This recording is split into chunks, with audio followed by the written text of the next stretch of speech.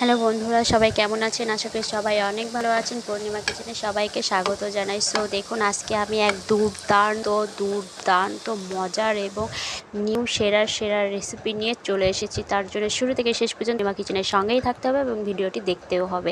So দেখুন, এই দেখুন ছোটো ছোটো 3টে পাকা আম নিয়েছি আমি, আমাদের গাছের আম।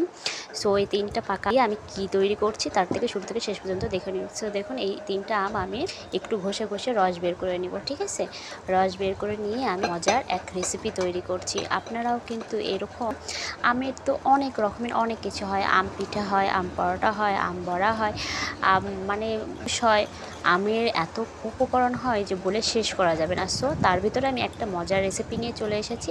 দেখুন, এটা হচ্ছে আম বড়া, ঠিক আছে? আমি আম বড়া তৈরি করছি। তার জন্য শুরু থেকে শেষ পর্যন্ত দেখতে হবে কি করে তৈরি করছি। সো দেখুন, ফাইনালি কিন্তু রস বের করে নিয়েছি আমি, আমের জুস বা আমের রস বের করে নিয়েছি। দেখুন কতটা সুন্দর, একদম খাঁটি আম, কিন্তু আমাদের গাছের আম, ঠিক আছে? এখানে কোনো ভেজাল নেই, একদম সো দেখুন, আমি পরিমাণ মতন নুন দিয়েছি এবং সামান্য একটু হলুদ, ঠিক আছে? সব উপকরণগুলো সুন্দর করে মিক্সড করে নিব।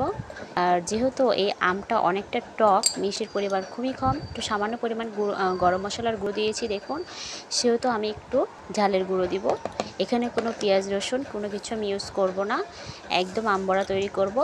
আর ছোট এক চামচ চিনি অ্যাড করেছি, কারণ যেহেতু এই আম টক সেই জন্য একটু চিনি অ্যাড করেছি। এবার আমি সুন্দর করে একটা চামচের সাহায্যে মিশিয়ে নিব, মিক্সড করে নিব, ঠিক আছে?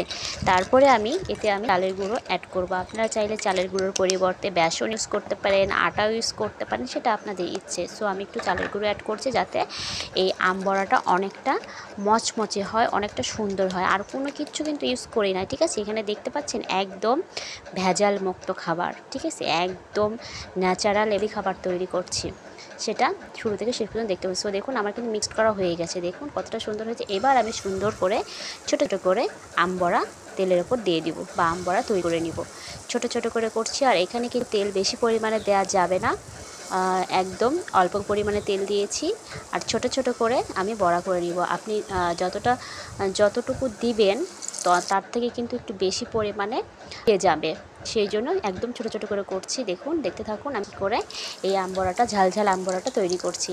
সো দেখুন, এবার কিন্তু ফুলে উঠছে, দেখতে পাচ্ছেন? মনে হচ্ছে আমের রস বের হচ্ছে। একবার দেখুন বন্ধুরা, ওয়াও, দেখুন কতটা সুন্দর হয়েছে।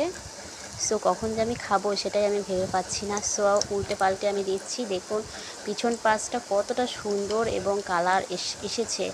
আপনারাও এভাবে বাসায় তৈরি করে পরিবারকে অবাক করে দিয়ে একদম মুগ্ধ করে দিতে পারেন, ঠিক আছে? তো ছোটো ছোটো 3টি আম দিয়ে আমি এক প্লেট এই আম বড়া তৈরি করে নিয়েছি। সো ফাইনালি কিন্তু হয়ে গেছে। ওয়াও, কালারটা একবার জাস্ট দেখুন, অসাম এসেছে কিন্তু।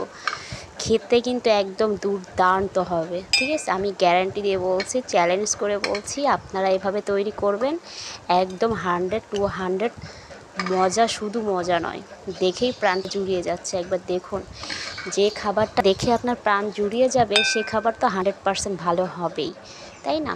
সো প্রাণটা কিন্তু জুড়িয়ে যাচ্ছে। কালারটা দেখুন একবার, আম বড়া। সো অনেকটা সুন্দর হয়েছে, আমার কাছে তো খুবই ভালো লাগছে। সো আপনাদের কাছে কেমন লেগেছে অবশ্যই কমেন্ট করে জানাবেন। এই আমার আম বড়া, ওয়াও, কালারটা দেখুন বন্ধুরা কতটা সুন্দর হয়েছে। ওয়াও, একদম বিস্কুটের মতো লাগছে। সো দেখুন, আমি দেখানোর চেষ্টা করছি পিছন পার্ট এবং সামনের পার্ট কতটা সুন্দর। আর অবশ্যই কিন্তু চুলার আঁচ লো থেকে লো করে দিয়ে, কি মজা, হা, একদম মধু, একদম মধু, পুরা মধু খাচ্ছি আমি, কি যে মজা, জাস্ট ওয়াও। সো আমার তো একটা খাওয়া হয়েই গেছে। আপনারাও বাসায় এইভাবে আম বড়া তৈরি করে পরিবারের সবাই মিলে পরিবেশন করতে পারেন। সো সবাই সুস্থ থাকবেন, ভালো থাকবেন। পূর্ণিমা কিচেনের সঙ্গে থাকার জন্য অসংখ্য ধন্যবাদ জানাই। টাটা বন্ধুরা।